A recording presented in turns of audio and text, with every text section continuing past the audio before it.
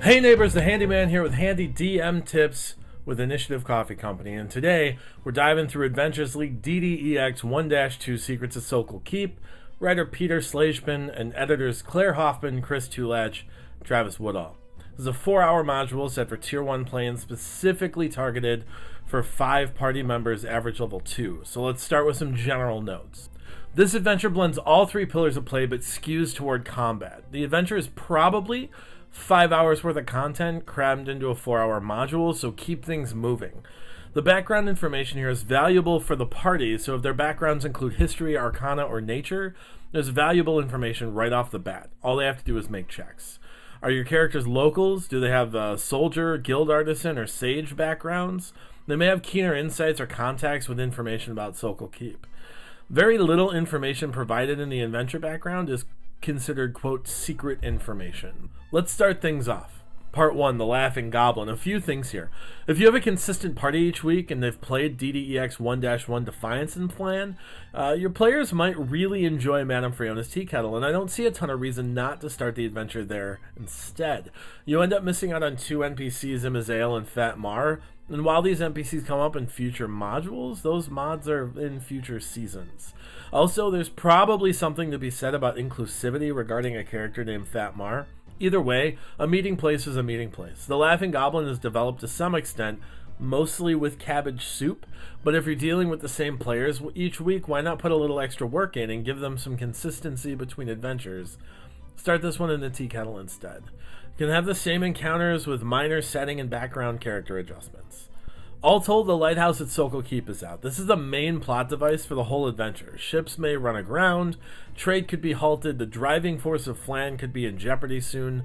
Alternatively, you can up the stakes a bit. Maybe ships are already running aground. This seems a bit more logical, considering the fight that's about to break out. Before the fight, consider the cast of NPCs here. If you have time, allow the players to socialize with them. Tabim and Spurnik come up in future adventures. Kyria and Aravel are about to be pretty important. So the fight. This is another opportunity to cut things short. The players have a social opportunity to defuse the situation, but remember, characters don't roll checks. Players do. Have your players interact with the NPCs at their comfort level and adjust accordingly. It isn't enough to say, Fiddle uses persuasion. Push your players to come up with reasonable excuses for each side to back down and give advantage or disadvantage accordingly. Failing the social component here, it comes to blows. It may seem exciting to start off with an early combat encounter, but consider the time involved. If diplomacy and diplomancy fail, one option is to narrate a brief fight scene and allow the characters to investigate after the fact. This could save you 3 or 4 rounds of combat, potentially up to 15 minutes. After the summary of the party, that said, the real reason for the fight is for players to dig up information on Sokol Keep and the Lighthouse situation. If the Lighthouse being out is such a big deal, the players should reasonably already know about it. At least half of the backgrounds have a vested interest in the Lighthouse being functional. It's possible the entire fight scene could be bypassed if your players put their whole sheets to good use.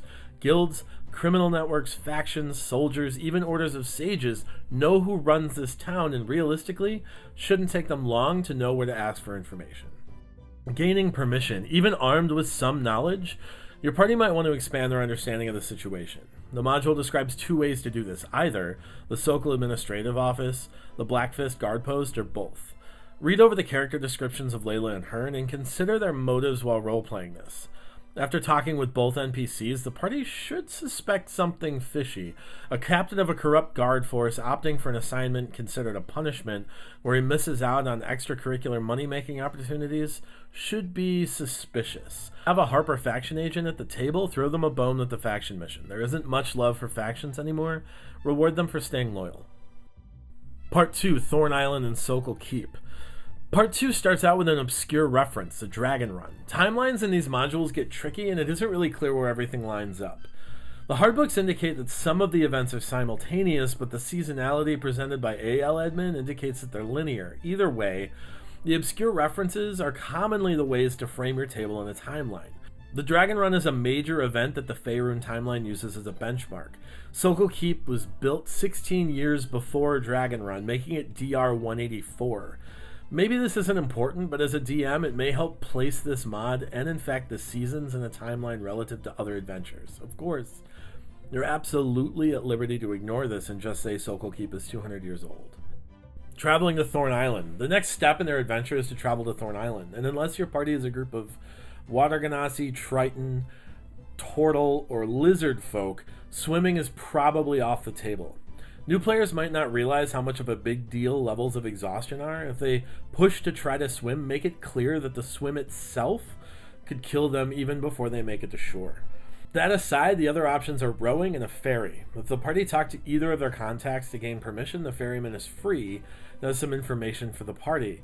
However, if you have a sailor in the party, sailors can get passage for their party for free. Further, the party may find out that there is a problem at Sokol Keep very early and immediately opt to head there straight away. There are some positives and negatives to this.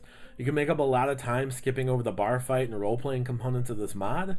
However, a lot of the in-depth information and pillars of play are lost. Still, if you have a party full of fighters and barbarians, maybe they just want to huck dice and kill stuff.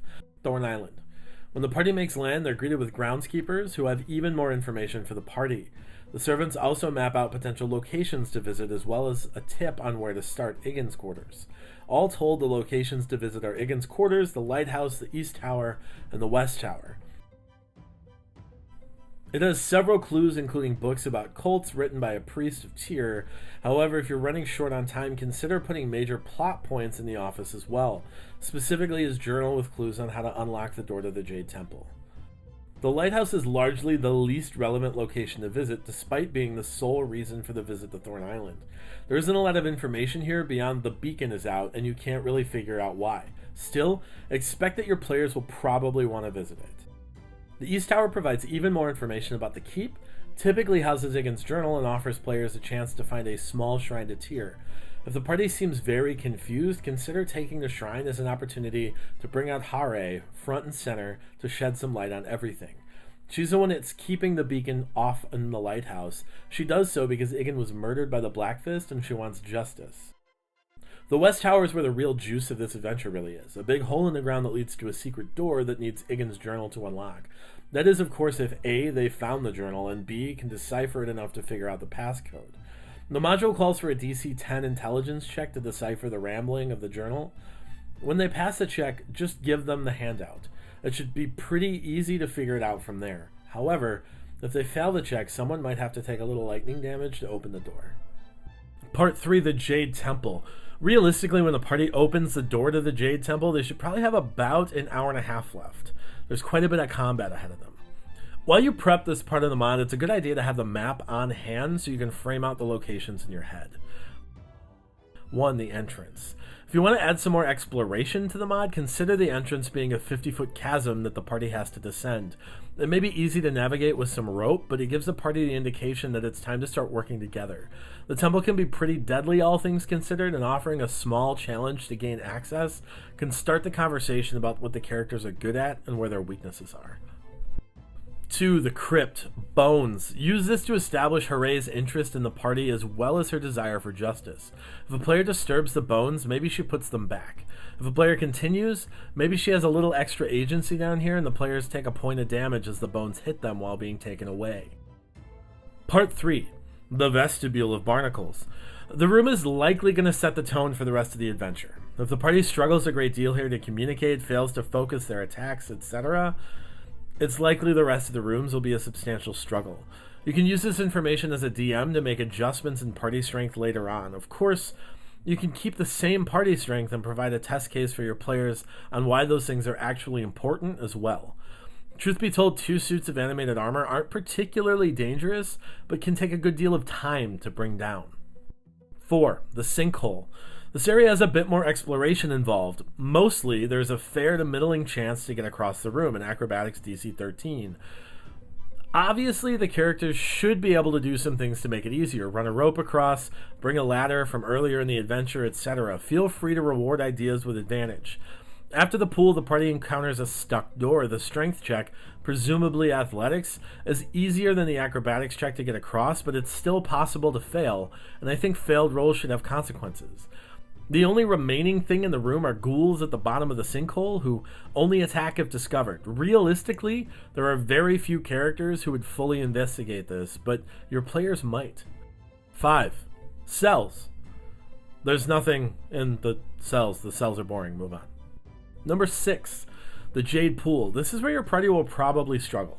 In and of itself, given the monsters and terrain hazards, it's probably meant to be a difficult encounter, but given the ghouls from Area 4 and a few bad rolls, it could be a very deadly encounter very quickly. With an average party, the encounter consists of 2 zombies, 2 skeletons, and 2 ghouls that are probably going to catch the party by surprise. Keep in mind that this module is aimed at an APL 2 rather than 3 like you might expect from Tier 1 mods. This means a busy table of mostly second level characters are going to encounter extra skeletons and ghouls. Now, a small contingent of undead may not seem particularly challenging, but keep in mind the slick steps require a modest dexterity check to even get into melee with the skeletons. It's very possible that they will just unload arrow after arrow before your fighter can get to them. All things considered, a party communicating well and working together should be alright, but if everyone tries to go one-on-one with their own zombie or skeleton at 6 damage a round, there's going to be trouble when the ghouls show up. Number 7, the Reliquary. The adventure caps off with one more social encounter with Guard Sergeant Grimm and some Blackfist guards. The party will likely be low on resources, probably too low to fight the Blackfist in the end. Moreover, it won't take much prodding to convince them to turn themselves in. Further, the party can choose to release the guards, but that invokes the Ire of Array, and she refuses to lift her curse on the Lighthouse. Flan probably won't survive the winter without oversea trade, and their world is doomed. So there it is. Secrets of Sokol Keep is realistically probably a 5-hour mod as written. That said, obviously, 5-hour adventures aren't a thing in Adventures League. To that end, speeding through some parts and skipping over a few things here and there are probably a good way to fit it into a 4-hour slot. There are plenty of opportunities for social and combat encounters, but only a few opportunities to engage in exploration unless you or your party make it so. Still, the mod is pretty well written and fairly straightforward, even if it has a lot of locations to consider. My only real critiques here are concerns with information scavenger hunts. I tend to get a little irritated when I go from one contact to another, only to find out I need to go to a third location to really move on in the story. A bar fight leading to interrogation of 2 different groups, leading to information gathering at 2 different locales, just to score a boat ride seems a little checkboxy. Hopefully some of the tips here can help avoid that feeling at your table. Anyway, thank you so much for taking your time to listen to some advice on DDEX 1-2 Secrets of Sokol Keep. Be a good neighbor, give us a thumbs up, and subscribe to the channel. Leave us your own comments on the mod down below. Find us on Twitter, Instagram, Facebook, and Patreon. And from now, until the next time, roll together.